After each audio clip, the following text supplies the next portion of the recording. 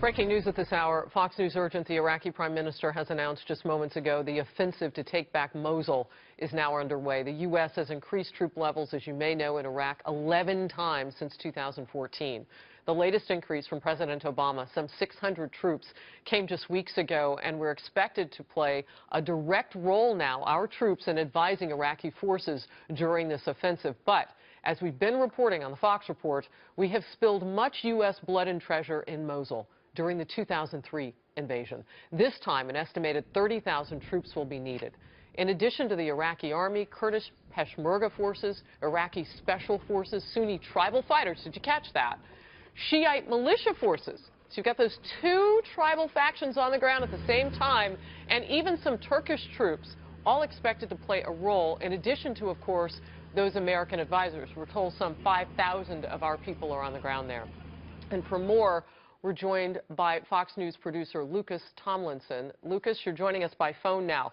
So we knew with weather conditions and whatnot that this would possibly roll out about mid-October. It's exactly that.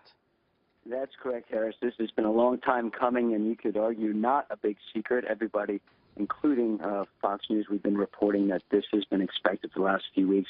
And I'm sure a lot of your viewers, people are wondering, what does this mean for the 5,000 U.S. troops that are there? We've been told by Pentagon officials that these troops will be acting in advisory capacity. But what does that mean? That means that the U.S. forces will be down to the battalion level. They will not be on the front lines. However, at a recent press briefing, I asked a U.S. military spokesman in Baghdad, do you always know where the front lines are? And he said very candidly, we haven't known where the front lines have been since World War I. As you know, ISIS likes to deploy suicide bombers and giant armored trucks, and they can spring up at any time. But this will be an Iraqi-led fight. You mentioned the Shiite militias and the Kurds. Sources tell me late last week that Prime Minister Abadi agreed to keep the Kurds and the Shiite militias outside of Mosul proper, and they've agreed to that. That's one of the reasons this took such a long time to get the political piece set. No doubt. Also, no doubt. And another huge piece of this are the more than 1 million people that are some trapped, some held against their will, that are inside Mosul. You know, Mosul is 4 to 5 times larger than any other city that Iraq has taken back from ISIS. And a lot will depend, of course, if ISIS is going to stand and fight, or will they retreat. Well, we have not known them to retreat. And we do know, Lucas, from our reporting, that the place is booby-trapped on all sides, Mosul. And when you look at a map, I know that we've been hitting from the air the supply routes. So really, I mean, there are not a lot of choices to go in and out of that for them. They're ready to fight. They've been getting ready for 2 years. A couple questions for you. It's my understanding we're still going to support them from the air in helicopters, and they can with full capacity, shoot our guys down. What are you learning about what we're doing? Well, you're right. Apache gunships from northern Iraq, from nearby Erbil, have been used against ISIS.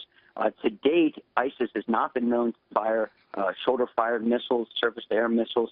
But you're right. These are lower, slower aircraft, let's say an F-16 or an F-15 jet or F-18 flying overhead. So that is a concern. U.S. forces will also be supporting with long-range artillery from a base about 40 miles south of Mosul called Kiara. U.S. military recently took over an air base there, which has been the big staging ground for those 600 troops that you said recently arrived in country. And but you know, the U.S. Special Forces are no doubt going to play a role. They're going to go as far as they can before they enter Mosul. And one thing about the booby traps that you mentioned at the recent briefing, we were told that ISIS has dug in moats, put in oil. They've dug big holes to burn tires. Tires, of course, if you remember from back in Somalia, you know, put black smoke in there, which can hamper the picture from the air. You know, our drones and our aircraft do rely on you know, visuals, and if there's black smoke, that could obscure things. In terms of whether if ISIS will stand or fight, that is a big question.